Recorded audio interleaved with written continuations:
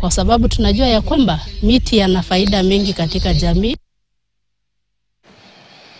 Na uongozi wa vijana wa chama cha Wiper katika kaunti ya Kwale umehimiza vijana nchini kujiandikisha ili kuwa katika orodha ya wapiga kura ya mwaka 2027. Wapiga kura ama wakipigia debe kinara wa chama cha Wiper Kalonzo Musyoka wakati wa kuzindua vuguvugu la vijana katika kaunti ya Kwale. Vijana hao wanasema kuwa kuna haja ya mabadiliko ya uongozi humu nchini kupitia vuguvugu la vijana. Wameshtumu uongozi wa Rais William Ruto wakisema serikali yake imekuwa ya kuwagandamiza vijana, ufisadi na vile ubepari kwa kuendelea kunyanyasa vijana na kupitia utekaji nyara na hata mauaji. Wanasema Kalonzo Musyoka ndiye kiongozi ambaye amejitenga na masuala ya ufisadi na kuwa anaweza kubadilisha taifa kurudi katika hadhi yake ya hapo awali.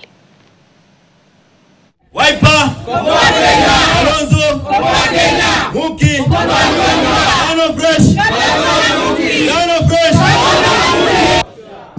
sabuni sasa.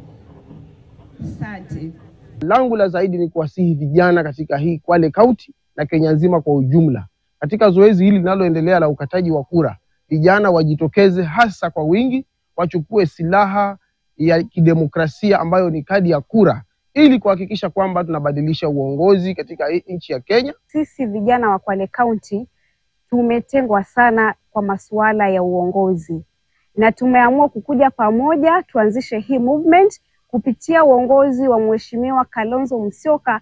Atatusaidia sisi vijana sababu ni kiongozi ambaye anasikiza vijana. Tunaamini kuwa tukichagua Stephen Kalonzo Musyoka atatusaidia sisi kama majenzi, sisi kama wanakwale pia. Tumeona uongozi wake akiwa deputy president, hakuwa na ubaguzi, hakuwa na ukabila na aliuongoza kwa njia iliyo sahihi bila